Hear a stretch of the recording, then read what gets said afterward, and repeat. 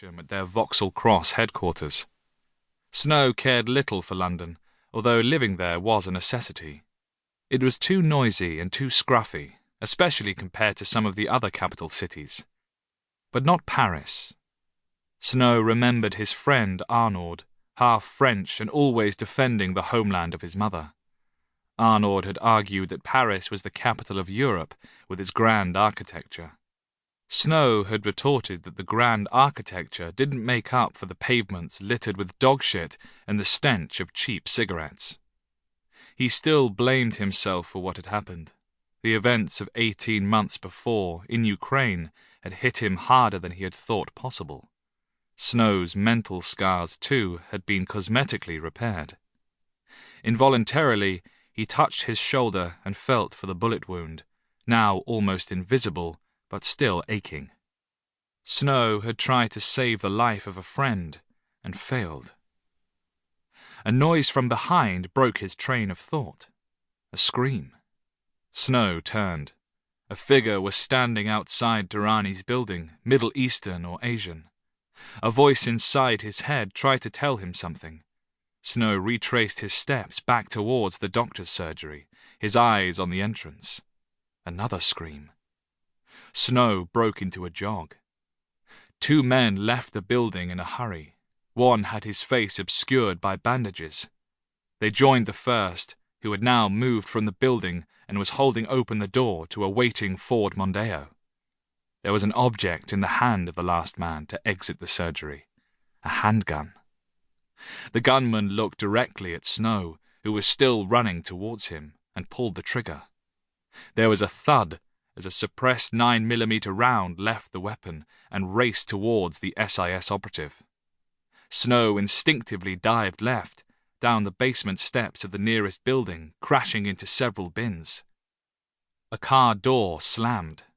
Winded, Snow raised his head. The Mondeo was now 4 up and pulling away south into traffic. Snow sprinted to the surgery, straining his eyes to see the registration number of the Ford. He had a decision to make: follow the X-rays or check the building. Snow took the steps up 2 at a time. The door to the communal hall was open, as was that to the surgery. He'd hoped beyond hope that he wouldn't find what he did.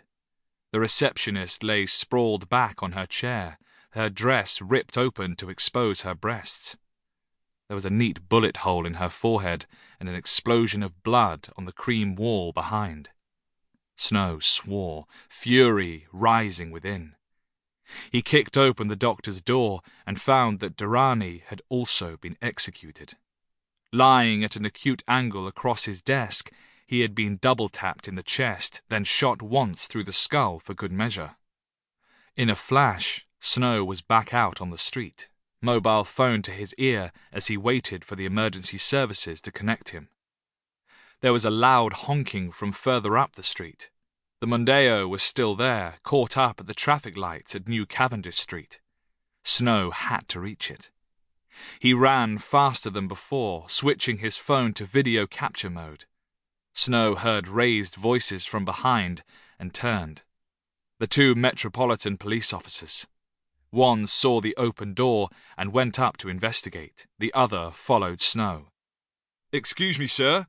Sir, excuse me," the officer shouted.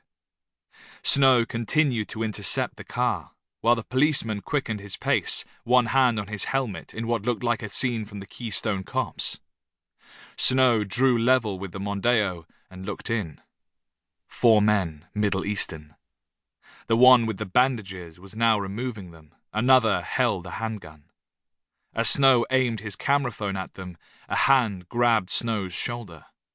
Snow pivoted and flung his unknown attacker to the ground, his phone dangling by its carry cord. The police officer hit the pavement with force, his helmet spinning off into traffic. "Security services," was all Snow managed to get out before a round zipped past his face. He fell to the pavement, the lights changed, and the Mondeo moved off.